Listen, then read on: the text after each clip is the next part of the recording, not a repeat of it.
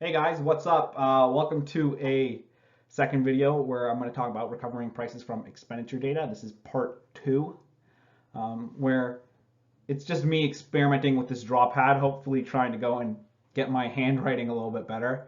But we're going to be talking about cross-sectional data.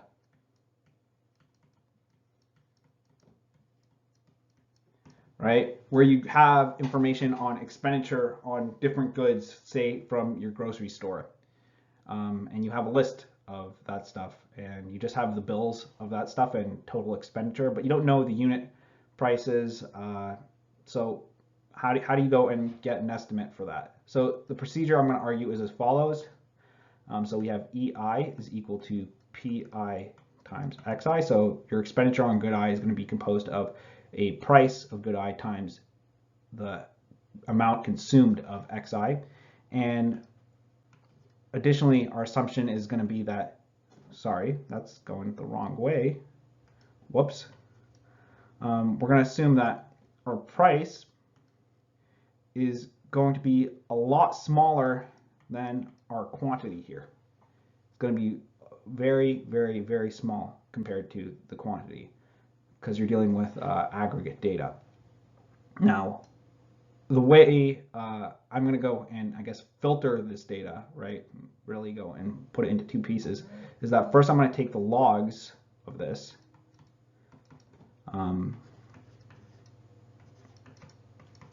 First, and then what I'm going to do is I'm going to demean this. EI minus log EI bar is going to be equal to log PI plus log XI minus log E bar. So that's what we go and have. And we note that most of this variation, or most of this bar part, is going to go and eliminate this XI part and leave over some of this here. So what I'm going to argue, right, I don't know what happened there, although informally, it's going to be approximately log PI, or really, some transformation of this here. So really, I should just go and say that this is alpha I log PI. That's probably more accurate to say compared to my previous results. It would have to be a transformation of this stuff in terms of actual prices, and that's how we would go about it. So this is data from the Microsoft App Store. And these are different apps, as in this one over here is probably for books, this is for development tools, and this is for business apps. And I want to go and really show this off and show you that this does a pretty decent job of going and giving a linear sort of data over here. However, for this guy here, not that great of a job, but you still go and get that line there, which we all look out for. And I put here a visual of the data, right? As in, it's not really displayed properly. Most people would go and display this as a histogram, but I just wanted to go and illustrate that the data that I'm using is really a cross section, and I'm not using a time series here. So this is cross section data, and I'm using this procedure here. This is where it doesn't work. So I use this from a different app store. This is from the Google Play Store. And these are all, these are all Kaggle data sets, right? And this is from, I think, the Avocado Kaggle data set. And these are some really underwhelming results, right? This chart here was given to me by a fellow Stack Exchange user. I don't know if they want me to shout them out in this video, so I just won't in case of doubt. What we end up going and having here is some, I guess, really, really, really bad results here. So we see that this doesn't quite work here. Now I'm going to show you something a little bit strange in this case. So this is the data that I got from Austin City expenditure data. And it's looking at, expenditure on cables and wires for Austin City. And as you can see here, that this is effectively garbage.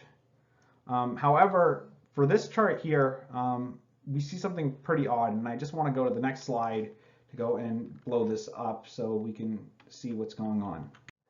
So this data here is pretty strange, and it could be partly due to the fact of how I aggregated it together, because the data set was just so massive.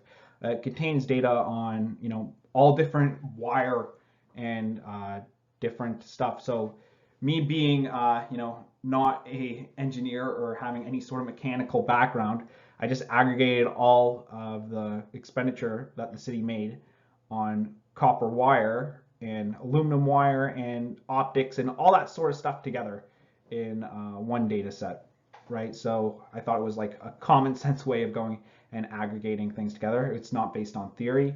So this contains stuff on copper wire, aluminum wire, and all other fun stuff.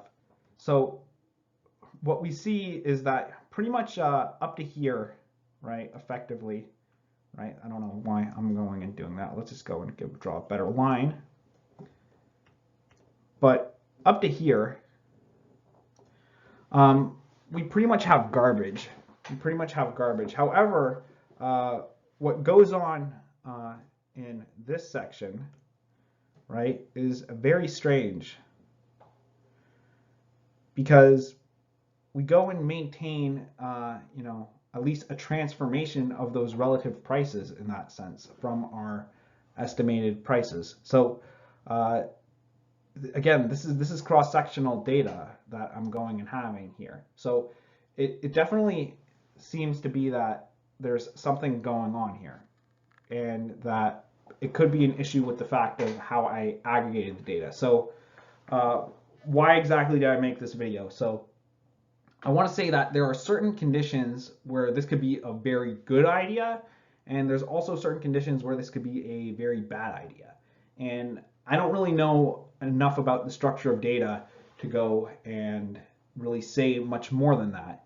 And I want to know if you guys have any ideas about this here, about whether or not there is something that you can go and say about the structure of the data and whether it makes a good job at estimating this stuff. So I hope you enjoyed this video. I hope you found it enjoyable, and let me know your thoughts in the comments below. Take care.